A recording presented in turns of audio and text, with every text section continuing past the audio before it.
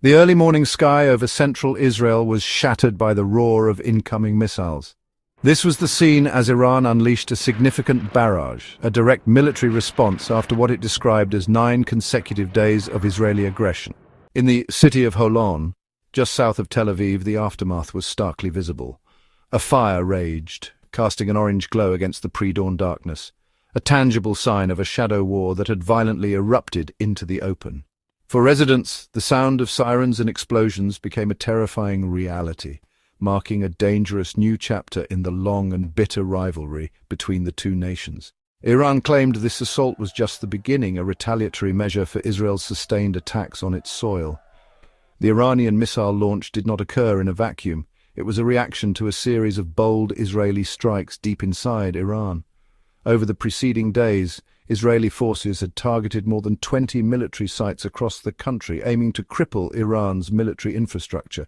The attacks hit missile manufacturing facilities and even the national police headquarters in the capital, Tehran.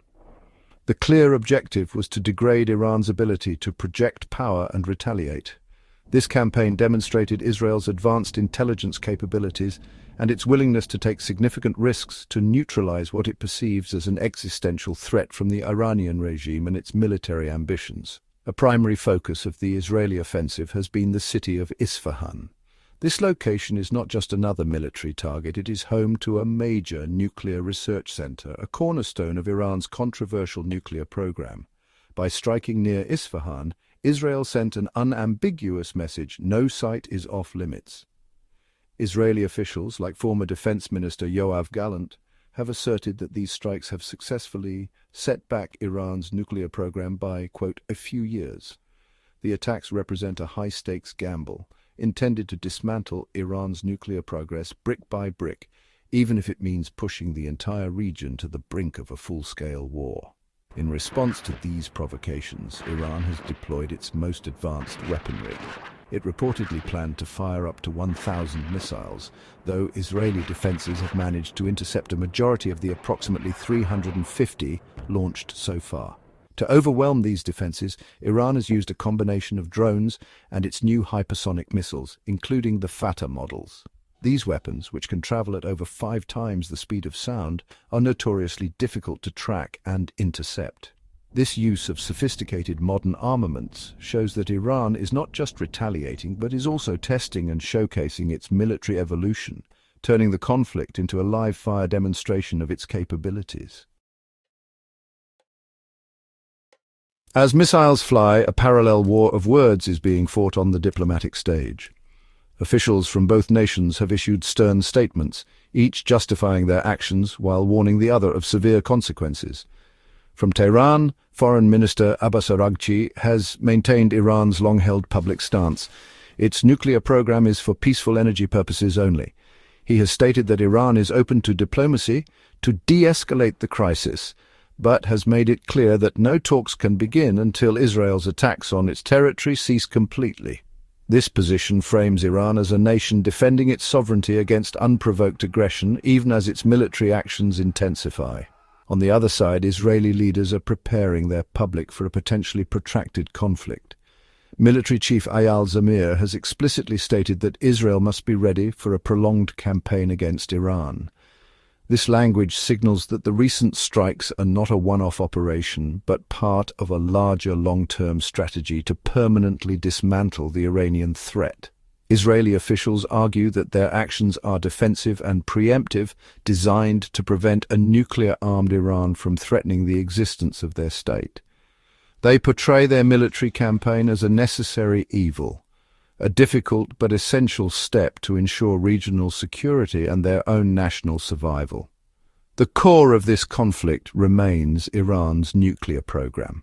The International Atomic Energy Agency, or IAEA, has voiced grave concerns, particularly about the Natanz nuclear facility. Following Israeli attacks, the agency warned of potential radiological and chemical contamination inside the site. While the IAEA has thankfully reported no increase in radioactivity levels outside the facility, the warning highlights the immense environmental and humanitarian risks involved.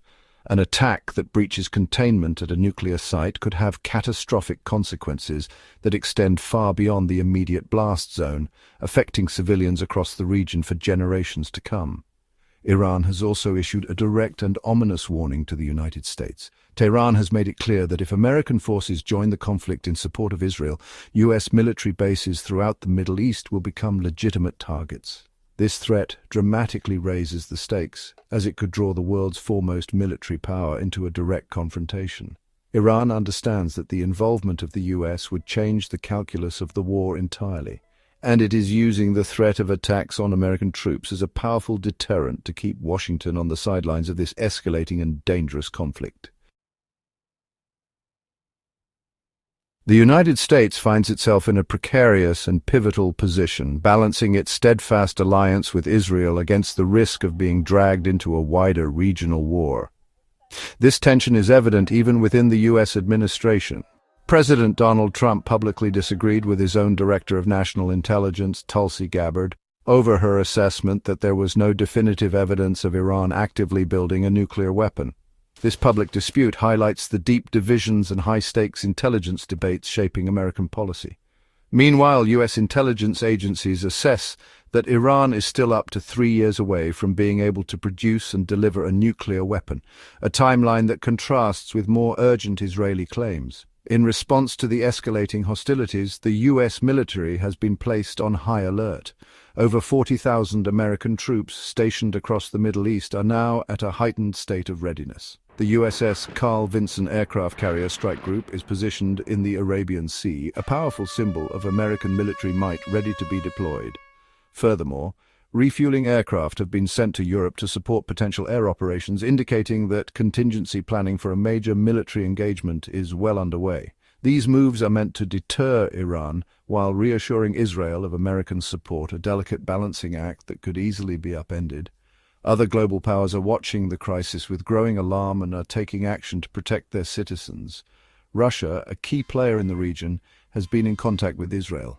President Vladimir Putin announced that Israel had agreed to guarantee the safety of over 200 Russian workers at Iran's Bushehr nuclear power plant, a facility built with Russian assistance. This diplomatic intervention shows Russia's effort to mediate and protect its own interests amid the chaos. At the same time, President Putin has called for an end to the hostilities, urging both sides to step back from the brink of a full-scale war. The crisis has also triggered a wave of international evacuations as countries scramble to get their citizens out of harm's way. Australia has initiated a complex operation to evacuate nearly 3,000 of its citizens from both Iran and Israel, using land routes to navigate the increasingly dangerous airspace. India has also acted, successfully evacuating around 100 students from Iran in an effort dubbed Operation Sindhu. The United States has evacuated some non-essential embassy staff from Israel but has not yet announced broader plans for private citizens. These evacuations underscore the international community's belief that the situation could deteriorate rapidly and without warning. Beyond the strategic calculations and military maneuvers, the conflict carries a profound human and environmental cost. The warnings from the IAEA about the Natanz facility are a stark reminder of the catastrophic potential of this fight. A direct hit on a nuclear site could release deadly radioactive material into the atmosphere, causing an environmental disaster with far-reaching consequences. The health of countless civilians, not only in Iran but in neighboring countries, would be put at risk. This looming threat of nuclear contamination adds a terrifying dimension to a conflict already defined by powerful conventional weapons and the loss of innocent lives. Public opinion, particularly in allied nations like the United States, is becoming a critical factor. A recent Fox News poll from mid-June 2025 reveals a deeply divided American public. While 49% of voters approve of Israel's strikes on Iranian nuclear facilities, a nearly equal 46% disapprove.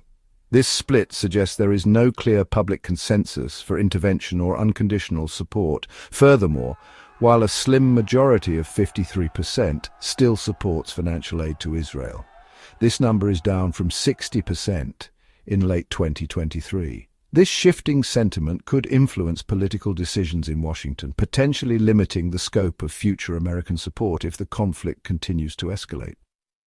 The entire world is watching this crisis unfold with bated breath, because its implications extend far beyond the Middle East. A full-blown war between Iran and Israel could trigger a global economic shock. Iran has threatened to use its proxies, such as the Houthis in Yemen, to attack shipping in the Red Sea and has hinted at mining the critical Strait of Hormuz. Such actions would disrupt a significant portion of the world's oil supply, causing energy prices to skyrocket and potentially plunging the global economy into a recession. The stability of international trade and energy markets hangs in the balance. Looking ahead, the path forward is fraught with uncertainty. The situation could escalate further, spiraling into a devastating regional war that draws in global powers. Alternatively, intense diplomatic pressure from the international community could force both sides to pull back from the brink and return to a fragile, tense stalemate. For now, the conflict remains on a knife's edge. The decisions made in Tehran, Tel Aviv, and Washington in the coming days and weeks will not only determine the fate of millions of people in the region, but will also shape the landscape of global security for the foreseeable future.